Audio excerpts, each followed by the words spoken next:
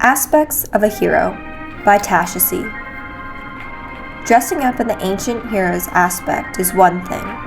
Getting stuck in it and transported to another time while a group of men chase you down as a monster is another.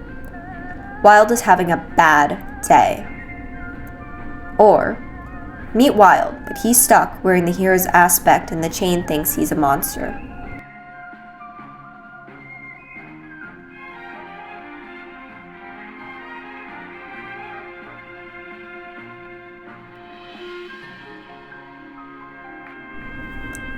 Link wasn't quite sure where he was, but he was fairly certain that there was something more than a little freaky going on. It wasn't even like he had been doing anything hero-like this time. They hadn't been preparing for a world-ending calamity. He hadn't been exploring any spooky tunnels underneath the castle.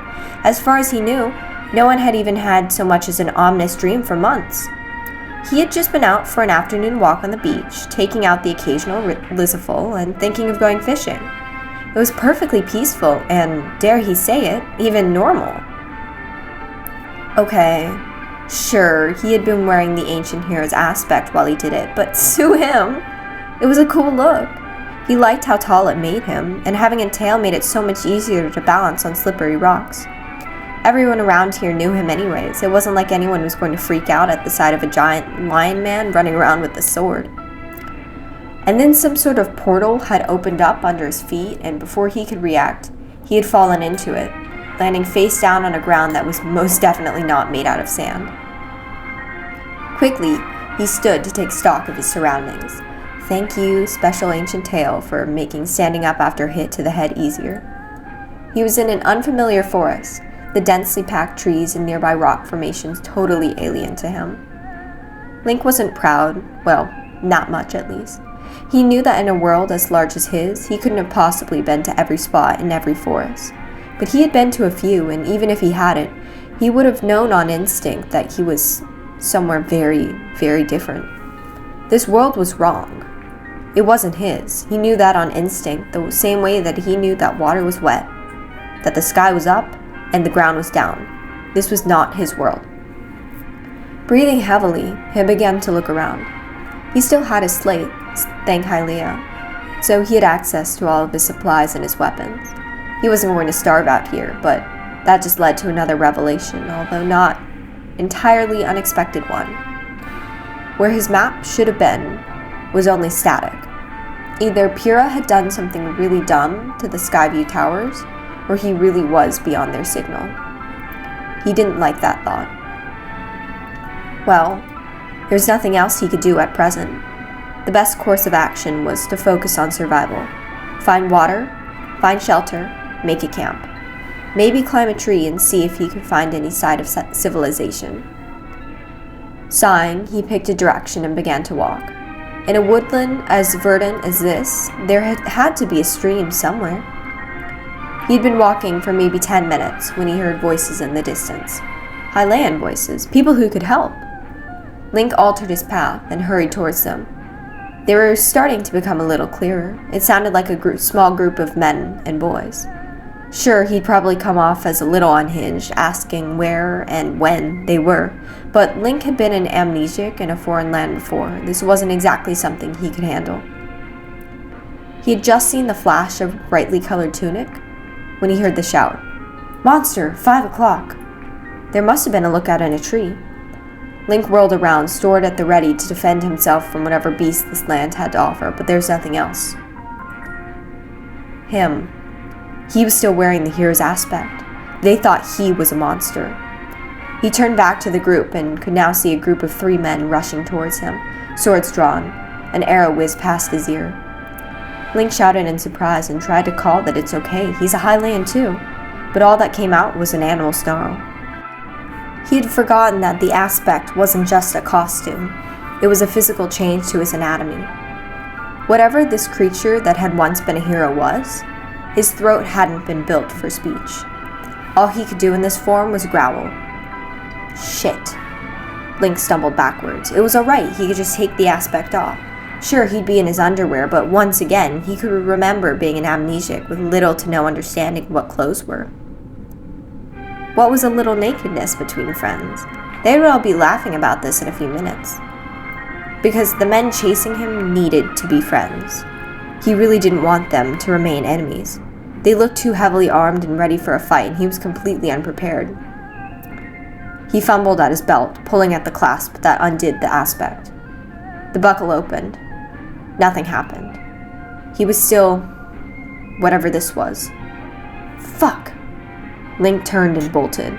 His legs in this form were long and powerful, and he could run like the wind. Unfortunately, he was still a little woozy from the portal and the bang to the head, and the sudden exertion wasn't helping. The men chasing him seemed to have an endless supply of stamina, but he could feel himself getting heavy, the edges of his vision turning black and fuzzy.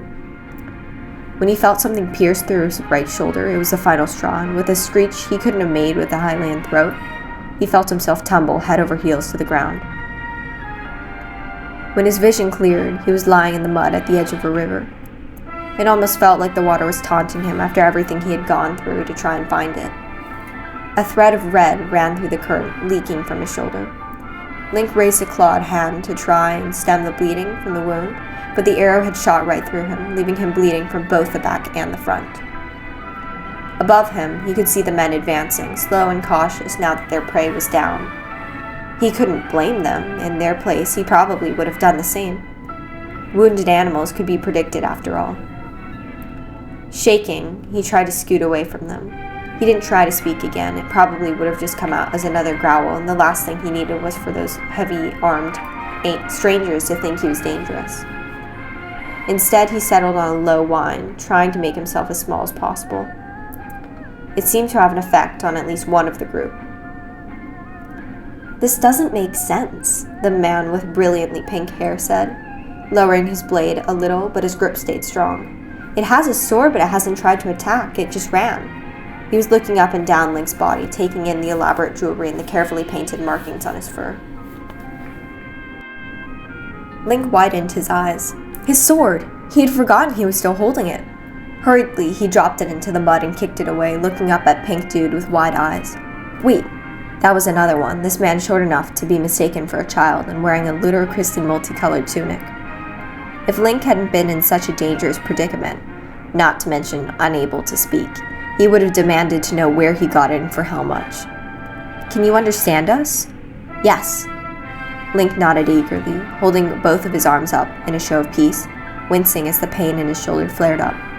He whined again for good measure. "Can you speak?" a third asked, a tall man with a single pauldron on one shoulder and a blue scarf draped around his neck. He looked less like he was supposed to be tramping through the woods, and more like he was about to walk on stage at a fashion show, which Link didn't actually hate if he was honest, but it was a little surprising that he still looked unruffled after their chase. Link narrowed his eyes and tilted his head as the best approximation of exasperation as he could manage in this form. The aspect wasn't exactly expressive. He opened his mouth to say, "What the hell do you think?" but all came out was a series of growls. Not terribly threatening ones, to be fair, but growls nonetheless. "Wait!" a voice shouted from behind the three hunters as a fourth came running into view. Well, not running exactly, more of an exhausted stumble. The man, boy, was obviously out of breath and panting heavily, his face red from exertion. He stumbled forwards towards his companions and bent over double, trying to steady his breathing. "Wait a sec," he repeated between gasps. "Sky?" Scarfy asked, and Link had to presume this was the kid's name. Sky held up a hand to ask him to wait a moment as he straightened, still panting. Link realized with a jolt that the man's eyes were a blank, pearly white. Apparently these guys were just letting a blind kid run around the woods without so much as a cane. And was that a sword on his back? Since when were they letting blind kids run around with swords? Well, Link supposed this wasn't his world. He couldn't judge. Maybe it was a seeing eye sword, he didn't know. "Don't hurt him," the boy, Sky, panted. "Fi burned me when I tried to chase him with you. Fi burned me. She only does that for one reason." Well, okay, that was a lot of jargon that Link didn't understand. Still, if it kept his head attached to his shoulders, then he was fine with that. All hail Fi, or whatever. "You've got to be joking," Scarfy was saying. "Are you sure it's been weeks?" Nearly 2 months, Shorty confirmed, looking curiously around at Link. Do you have a name? He asked. Was that really what he was asking right now? Link gave up all pretense of being a timid, shy creature and folded his arms, nodding as sarcastically as he could manage. He growled again for good measure, as they had clearly forgotten the whole not talking bit. Hey, easy, Pinky knelt beside him, carefully placing his sword out of reach. His voice was calm, reasonable. There's been some sort of misunderstanding, a shitty one, but a misunderstanding all the same. I think we're all here for the same reason. Is your name Link, by any chance? Link blinked and looked at him, and then up at Sky. Well, this was certainly unexpected. Cautiously, slowly, he nodded, keeping eye contact with Pink Dude. The others immediately dropped their weapons with a clatter, which honestly was not the reaction to being called Link that he expected. Even if that was a good reason to trust him, and he wasn't convinced it was just a name after all. He had met at least 12 babies who had been named Link in the aftermath of his first adventure, and even more since the second. How could they know he was telling the truth? Because some Phi person had burned their blind friend? Someone was going to have a talk to these people about self-preservation and interpreting meanings into otherwise random events. The blind kid pushed his way forwards and knelt beside Pink Dude. His expression was calm, gentle, though that was probably more due to the fact that he couldn't actually see Link's currently very freaky body than anything else. My name is Link too, he explained quietly. And so is all of theirs. We're all Link. There's 4 more of us back at camp. Oh, Hylia was a fan club. Sit-uns was bad enough, and now he had been kidnapped by a group of heavily armed fans? This was terrible. He must have let out another growl because the 4 of them all started in surprise, but Sky just laughed. Yeah, I get it. Probably sounds crazy. We're all heroes in our own times, but Hylia has been pulling us together for the last few months for a new quest. It's been a while since we found a new hero, so I guess we were all a little startled. Yeah, and the fact that you weren't expecting an overgrown bipedal cat, Link thought, but didn't bother to try and say. Judging by the look on their faces, the 4 of them truly believed what they were saying, so either they were completely insane or were actually telling the truth. Link hadn't decided yet which was worse. He nodded slowly to show that he understood. We can prove it to you, Sky went on. I carry the Master Sword. She has a connection with every hero. If you touch her blade, she can give you all the proof you need. Also, he shrugged, a laugh flickering on his lips. Well, we're all called Link. She tells us our titles as heroes, so we use them as nicknames. I'm Sky. This is Warriors, Legend, and 4. Hi, 4 said as the others waved. Sky had drawn his sword, which Link now fully recognized as the Master Sword. He hadn't realized at first, because why on earth would the Master Sword be running around on the back of some blind kid in another world? It wasn't as if her appearance was unique. Plenty of swords were made in its image after all. Link tentatively reached forward to the proffered blade, first with his right hand and then, after a moment's hesitation, with his left. Despite the transformation of his body, he still had Roru's prosthetic arm in this form. He didn't want to risk the sword misreading him as the ancient king of the Zonai or something like that. The situation didn't need to get any more confusing than it already was. As soon as he touched the blade, a feeling of warmth ran through him, like the sunshine in Korok Forest or the moonlight on Mount Satori. It was a magic that was familiar, that he knew. It was very definitely the magic of the Master Sword, and he suddenly knew without a shadow of a doubt that these people were telling the truth. Sky drew the sword away, and his smile had widened into a beam. She says that she's glad to meet you again, Hero of the Wild. She? Meet? Wait, Hero of the Wild? Did that mean they were gonna call him Link? Now Wild, he supposed, sighed, leaning back into the mud on his elbows. Of course that was his name. Normally he probably would have been delighted, but in this form, they probably thought he was about to try and rip their flesh from their bones. Still, he didn't want to be rude, so he lifted his gaze and did his best to smile at the men, the other Links. Then he remembered that while he technically could smile in this form, it was hard to identify and more looked like a snarl, so he lifted a hand to wave and said, Hi guys, I'm your new bestie, Monster Man Wild. Warrior stepped forward and offered a hand, which Wild accepted gratefully and let himself be pulled upright. He could hear the collective intake of breath as his unusual feet and long tail came into view. Now at his full augmented height, he towered over the men, even clearing Warriors, the tallest by half a foot. He just had to play dress up this morning, didn't he? Zelda was never going to let him live this down. Sorry about, Warriors was flushing red and fiddling with his scarf as he tried to apologize. Trying to kill you and everything, shooting you? We thought, we haven't seen anyone like you before? He cringed at his own words, but Wild didn't mind. It was fair, he supposed, and he probably would have done the same thing. Probably would have assumed that he was some sort of horriblin that had learned how to shampoo and condition its hair or something. He shrugged at Warriors, trying to get across that it was what it is, and then patted him on the back for good measure, wincing as he jostled the wound in his shoulder. The man seemed surprised but relieved, and he looked at the hole in his flesh, still bleeding sluggishly. Does anyone have any bandages? Here. Ford pulled a small roll from his pack. It wasn't much, but it was just enough to wind a few times around Wild's shoulder. He knelt down to let the shorter man tend to his wound, hissing in pain as he did.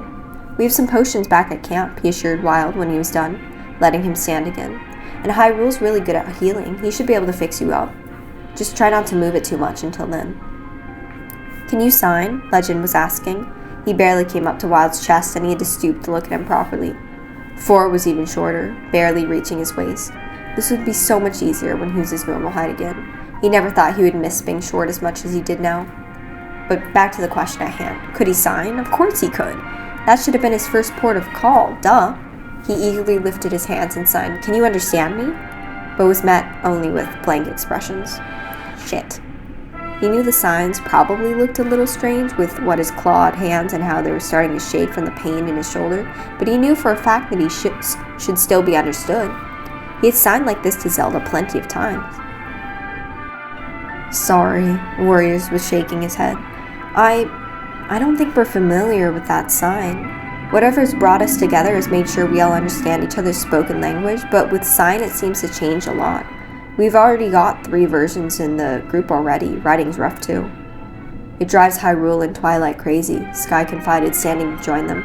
There are 2 more of our links, and they speak using sign. Only Legend here knows Hyrule's sign, so, and Time and 4 know Twilight's sign, and the rest of us have spent the last few months playing catch-up. We've kind of got a common language going now, though we still slip up sometimes. I'm sure we could teach you too, and learn some of your own, of course. Wild hummed, a low rumble sounding from his chest. At least he wasn't the only one who couldn't talk then. It sounded like the group was having language issues all around. He probably shouldn't have been so relieved at that, but that was one less thing to worry about. Looking like a lion man on his way to a fancy dress party would be isolating enough. We should get back, Ford interrupted his thoughts, peering up at where the sky was starting to darken between the treetops. We were just supposed to be getting some water and firewood. Time will have a fit if we're gone any longer. Probably already is, Legend quipped, pulling a water skin from his pouch. Alright, I've got the water. Wars, do you have the firewood? Right here. He tapped a pouch that must be enchanted to be bigger on the inside because right now it didn't look like it could hold a twig. Let's go. The 4 turned and began to wander back over the uneven terrain of the forest. Link made a small sound of distress, somewhere between a whine and a grunt, and caught For's arm. Well, his shoulder actually, as his arm was a little lower for a while at the height, but he was doing his best. The short Link turned to face him. Everything okay? Shit, how could he communicate this? Sighing, he pointed at Sky, then covered his eyes. When For still looked confused, he covered his eyes again, then mimed walking. For smiled in understanding. Oh, I got it. No, Sky's fine. The Master Sword guides him. We all had the same thoughts when we first met him, though. As long as he has a sword on him, he can find his way around as easy as we can. Oh, hey, he'd been right about the seeing eye sword at least. That was something. Wild nodded down at For, then hesitantly gave a thumbs up. For smiled back and returned the gesture. It didn't take long for them to reach the camp, but before entering, Warriors caught his arm and hung back, holding a finger to his lips. Let us go on ahead, he whispered. The others are great, but we don't want them misunderstanding like we did earlier. Is that okay? Yeah, no. Wild absolutely did not want that to happen again. The bleeding on his shoulder seemed to finally have stopped, but it was burning with pain, and every step seemed to make it worse. What a time to be out of potions. He leaned heavily against a tree as the others went into the camp. From where he was, he could just about see them go in, hear the rumble of the others' voices as they joined their friend. "You took your time." Was that a child's voice? "Everything okay?" The second voice was much deeper, older, more of a rumble. That was Warrior's voice. He was sure of it. "We had a bit of an adventure. Nothing bad. Good, actually, in the end, but it's why we're so late. We met another hero," 4 cut in before anyone could ask any more questions. If that was supposed to pacify the group, it clearly didn't. Wild could hear the sound of people leaping to their feet and what sounded like a ladle being dropped to the ground. He grimaced. He hoped they weren't cooking anything important. "You what?" the older voice asked. The younger cut in on top of him, sounding delighted. "Where is he? Why isn't he with you now?" "Cool it, kid." That was Legend's dry tone. He'd recognize it anywhere. How could someone go from so gentle one minute to pricklier than during the next? He would never know. "We'll introduce you in a sec. We just have to explain some things first. Sky, do you want to?" "Yeah." Sky's voice was calm as ever as he took charge. "This new hero, we had a misunderstanding at first. He's not actually Hylian, and when we saw him, we assumed he was a sort of monster we hadn't seen before." "You what?" the older voice hissed. Wild could practically hear Sky shrug in apology. "We figured it out. Fi burned my hand when I tried to raise her, and we've had a chat. He's held the sword and everything. She called him the hero of the wild." There was a pause for a few seconds. Wild guessed one of the lynx who used sign was asking something. It was Legend who answered. "No. Sky got to us before it got really bad, but he's still injured.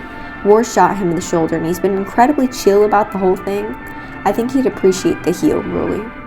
"He's waiting outside the camp," Warriors continued, his voice riddled with guilt. "We just wanted to come in and warn you so we didn't, have a repeat of earlier." "That's fair," the older voice said, sounding exhausted. Wild couldn't blame him. If he was the elder in charge of these idiots, he'd be exhausted too. Affectionate. "I want to meet him," the younger voice exclaimed. "Can you tell him it's okay to come in now?" "Hey, Wild, can you hear me? I promise we're way more chill than bored." "Hey, Twilight, what was that for?" Wild tentatively poked his head through the trees and caught the first pair of eyes he could see. They belonged to a tall man with dark markings on his face and a wolf pelt slung over his shoulders. The man's eyes widened momentarily at the sight of him, but he quickly smiled in encouragement and beckoned him to come out. "Okay, so this must be either Hyrule or Twilight." "Right." He could do this. He was just strutting his stuff in an unusual outfit. Come on, Link. Make Cece proud. He was never wearing this outfit again. Trying not to appear too tense, he walked out into the clearing, stopping between Legend and Sky. He could feel the group's eyes on him as he nervously bounced from foot to foot. Not wanting to seem rude, he lifted a hand in greeting. "Everyone, this is Wild," Sky introduced. "He can't speak, and his sign is different to any of ours, but he can understand us." Wild rumbled a low noise, almost like a purr, by way of explanation. The man with a scar over his right eye and colorful markings on his face, Wild assumed he was the owner of the older voice, though he couldn't have been much older than 30, smiled weakly, gesturing to him to sit down. "It's good to meet you, Wild. I'm sorry about my brother's reactions earlier. We can be a little shoot first, ask questions later at times." Wild managed to make a sound, which he was incredibly proud of. After all, what was a little grievous bodily harm between friends? He made a dismissive wave with his hand, wincing as the pain in his shoulder flared up with a vengeance, making him whine in pain. Around him, his brothers winced. Gentle fingers tapped his left arm, and he turned to see another Link he hadn't noticed before. He was almost painfully thin, with a mess of brown curls and modest, subdued clothing. He gestured toward Wild's shoulder. "So this must be Hyrule." Wild nodded and turned so the boy could unwind the bandage and have a look at the wound. The whole joint was aching and swollen now, pain radiating out from the joint. He could feel an uncomfortable twitch where his prosthetic met flesh, just above where his bicep should be. He sighed. If he wasn't careful, then he could do even more harm, then he wouldn't be able to wear his arm at all. Gently, he moved Hyrule's hands away from where he was prodding the wound, making sure there was nothing trapped inside before he healed it. Wild did his best to smile reassuringly and held up a finger in what he hoped was a universal wait sign. Careful not to jostle himself too much, he twisted the mechanism hidden in the topmost bangle of the prosthetic and slid the arm off. The stump underneath was pink and shiny, the fur that covered the rest of his body not reaching the scar tissue here. Hyrule, at least, knew how to hide his surprise behind a brief flutter of his eyelids, but the rest of the group weren't so reserved. That was fair. It's not every day a giant lion man wanders into your camp and casually removes his arm. "What the fuck?" The child, who now that Wild could see him must have been around 14, shouted. "Is that just something you can do?" He couldn't help but laugh, even as Hyrule gave him a stern look and tried to get him to hold still. He shook his head lightly and mimed a slicing motion, trying to explain that he was an amputee. This wasn't just something he could casually do with all of his limbs. The kid's eyes widened in wonder. "Can I see?" he asked as several of the others said in some variation, "Win, don't." Wild didn't mind. He gently tossed Rauru's arm in the direction of the teenager and finally stopped trying to move. Hyrule had apparently deemed his shoulder ready to heal, and gentle pulses of magic were rippling from his fingers, soothing the pain in Wild's arm. When he looked down, he was amazed to see the wounds easily closing up. It wasn't long before Hyrule sat back with a look of satisfaction in his eyes and gestured to Wild to try the joint out. There wasn't much he could really do, with his arm being halfway across the camp and being prodded at by several heroes, but he rolled his shoulder and stretched, beaming when there was no pain.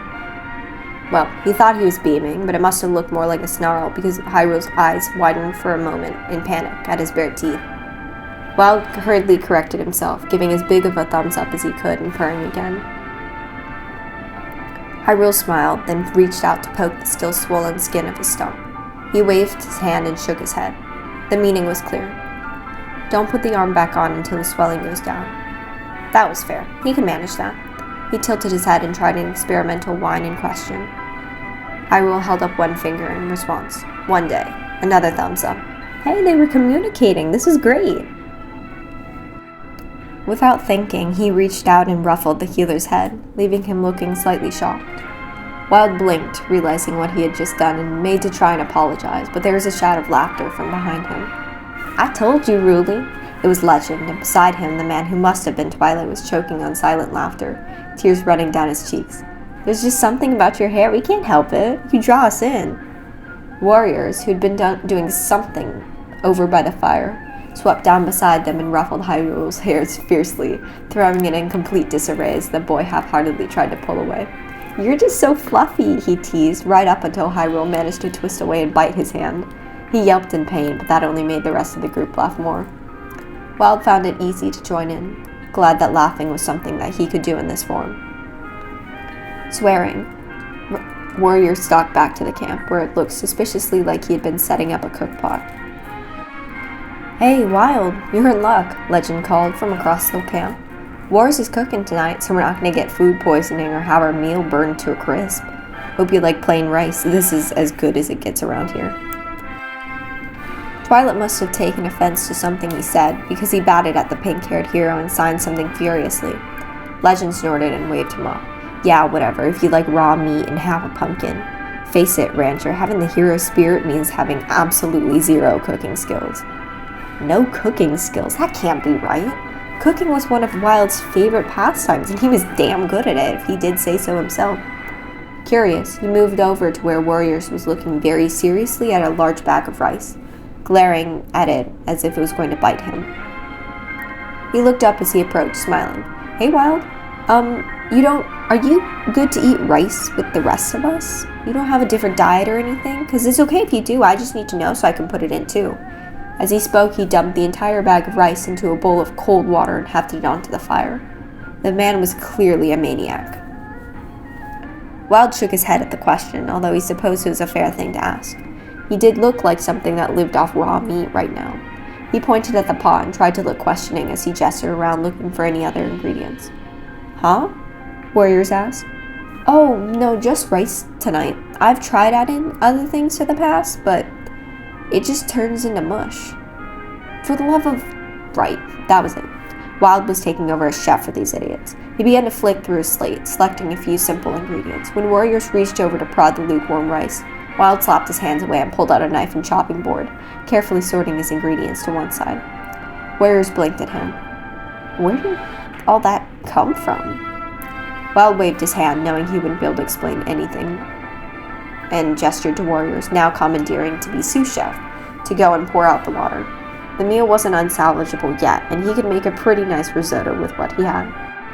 From the sounds of things, these men needed a good dinner. Warrior shrugged, hefting the pot into his arms. Hey guys, I think Wild's taken over as cook, he called. 8 sets of curious eyes landed on him as he cooked. He didn't mind.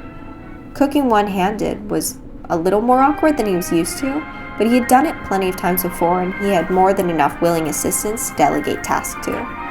Twilight happily chopped an onion for him, while Wind showed an aptitude for preparing the crab that he pulled from his slate. By the time he was done, he had a deliciously steaming seafood risotto, and he could see his new brothers salivating at the smell. When had he started thinking of them as brothers? The meal went down with a treat, and Wild found himself quickly named as designated chef. He was glad, not just because of his considerable skills as a chef were being acknowledged, but because it gave him a place in the group. Wild wasn't stupid. He knew that his present appearance would be off-putting even for the most friendly of heroes. Not only did he look like some sort of freaky beast, but all of his scars from his Highland form had carried over on this, leaving the left-hand side of his body, arm, leg, face, the lot, mangled and misshapen. He was missing an ear, and there was a noticeable dip in his chest where the shrine had done something with his damaged ribs and not quite replaced them. No matter how friendly this group, who called themselves the Chain, and hadn't he rolled his eyes at that, were being, he could understand if they were still a little wary. They laughed and joked with him and then glanced to make sure he was reacting all right. They were physically affectionate with one another, but not with him. That was okay. They didn't know him after all, and it had only been a few hours. Still, it was a lonely, isolating feeling. As the Chain began to yawn and prepare for bed, Wild volunteered to take a watch purely for something to do, but was immediately shouted down. Apparently a privilege of it being your first night in camp was that you got to have a full night's sleep. Also, apparently if you tried to take a watch after being injured, Hyrule turned murderous. Wild shuddered at the thought of the glare the boy had shot him. So he settled down, pulling the bedroll from his slate and feeling uncomfortable as he set it up. It was a little small for him like this, but thankfully as a Highlander, he loved having a too-big blanket, so he would at least be covered. He was resigning himself to a difficult night alone with his thoughts when he felt a weight flop against his side. Wild sat up in surprise, only to see Wen curled up against him, grinning tiredly. "I brought your hand back," he said, by way of explanation, waving the prosthetic. Wild blinked as, from across the camp, Time called out in a stern voice, "Wind, I've told you before, ask first." Wind made a small "oh" with his mouth and sat up, pulling away. "I'm sorry, Wild," he said in a rush. Do you mind being touched? Some people don't, and I always forget to ask because I'm a hugger, but I'll leave you alone if you want." His eyes were large and genuinely apologetic, making him look less like a teenage boar and more like a wounded kitten. Oh, were they really just trying to respect his boundaries?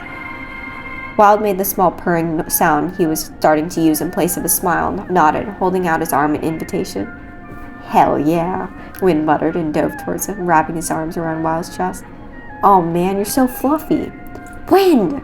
Several voices shouted at once, but Wild waved them off. He was very fluffy, and that was okay. He leaned back against a rock he had set his bedroll against, letting himself get comfortable and doze as the Chain chattered quietly, letting their voices wash over his head. After a few minutes, he heard someone else approach and opened his eyes to see Sky hovering uncertainly in front of him. He waved. The Chain had explained earlier that the Master Sword could translate sign if it was familiar with, so he hoped this was basic enough to work. It seemed to be fine as Sky smiled slightly and sat beside him. "I was wondering," he began, face flushed with nerves. Wild cocked his head to the side as the boy lifted his arm. I don't know what you look like, and that's fine. I don't know what anyone looks like. I was just wondering if there's anything you wanted me to know? Places I shouldn't touch, things like that?" Wild hesitated for a beat. Sky's question seemed genuine, and with Wen curled up and starting to snore beside him, he was less inclined to worry about a poor reaction. He shrugged and purred. The only thing he could think of was letting him know about his tail, because he really did not want to have to worry about people treading on it or wandering into it and not knowing what it was. He gently tapped Sky's hand, the one not laced with scars, and guided it to feel the end of his tail. "Oh!" Sky gasped, gently tracing the fur under his hands. "Is that a tail? Okay, I'll try not to step on you then, or trip over you, I guess, though I can trip over my own feet at the best of times, so." He grinned and shrugged. Wild purred and felt his chest do something warm when Sky began to set his bedroll up beside him, chatting quietly about life with the chain and the various adventures and misadventures they had had. He found himself smiling as he snuggled down into his own bedroll. Not one, but two of his brothers lay dozing up against him, and he began to wonder if he would fit in here after all. Sooner or later he was bound to find a way to return to his highland body, but until then, maybe this wouldn't be so terrible. Maybe he would find his place among the chain. As he drifted off to sleep, Wild felt his heart smile.